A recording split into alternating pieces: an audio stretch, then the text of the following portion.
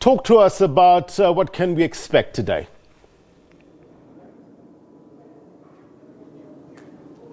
Well, a very good day to you, Blaine. Friends and family are gathering here at the Sandton Convention Center in Johannesburg to really pay their last respects to the legendary musician Johnny Clegg, the White Zulu, who passed away about 2 weeks ago to pancreatic cancer at the age of 66.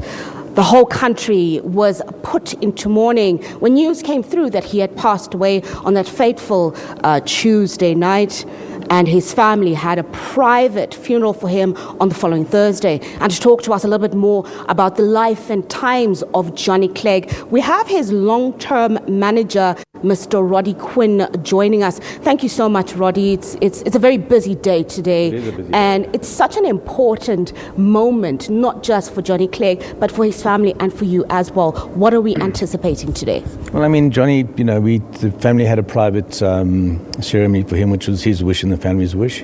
And then there's so many people who want to pay tribute. So the fitting thing to do is to do a memorial for him, which is we're doing today at 12:30 at the conference center. And it'll be, speakers, some professors, some politicians, people from the music world, Soweto Gospel Choir, his son, people paying tribute to Johnny in a music form as well today. So it'll be some speeches, tributes, and music tributes to him as well.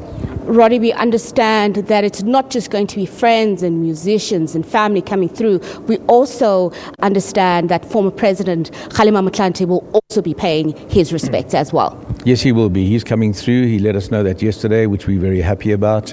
And I think also the Minister of Arts and Culture is also going to attend the ceremony and pay a tribute. This is a very difficult time for you and for the Clegg family. But what are your fondest moments of Johnny?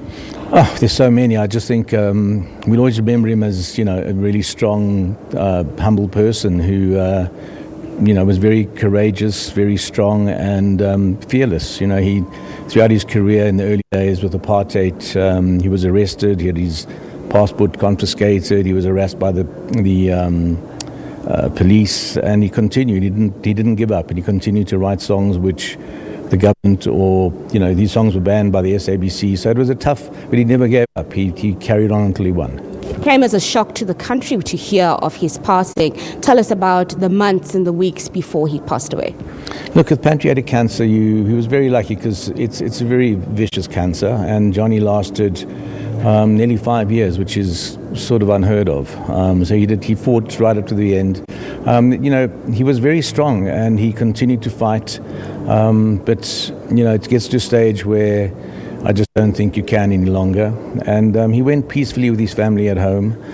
He'd made peace with everything. So, it's although you kind of expect it has to happen at some time, when it happens, it's still an incredible shock.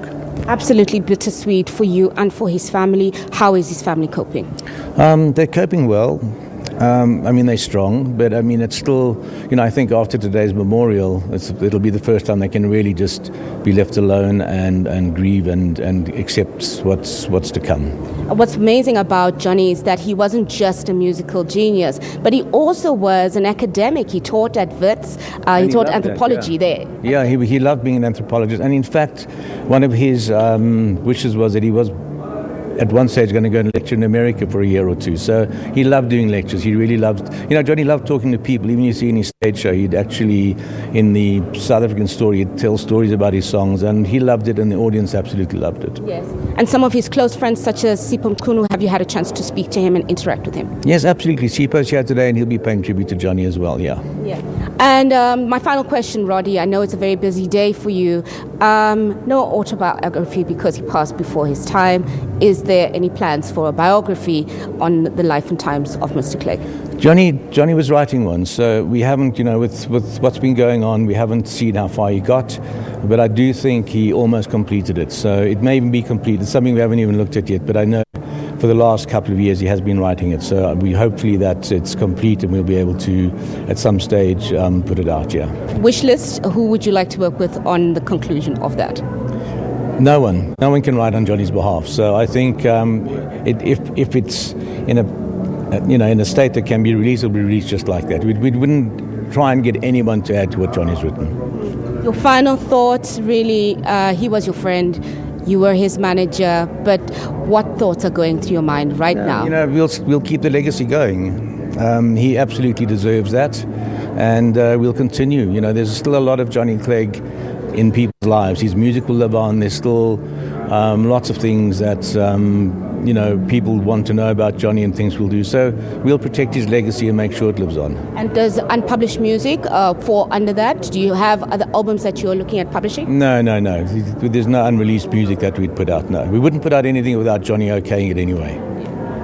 Okay. Thank you so much, Roddy. Okay, we look forward to speaking to you a little bit later. Okay. You have a very full day ahead of you. But as Roddy Quinn, longtime manager of Johnny Clegg, explained, some of the notable South Africans coming here to pay their final tributes to Johnny Clegg. We know that former President Halima Clancy will be in attendance in today's memorial that's slated to begin at about 12:30. The public is welcome. It is open to the public. We know that the Soweto Gospel Choir will be rendering a few melodies as well as some of Johnny's former bandmates and musicians. With that, it's back to you in the studio. Blaine will be keeping you updated with the progress of today's memorial service, and we'll be giving you rolling coverage from here at the Sandton Convention Center. Blaine.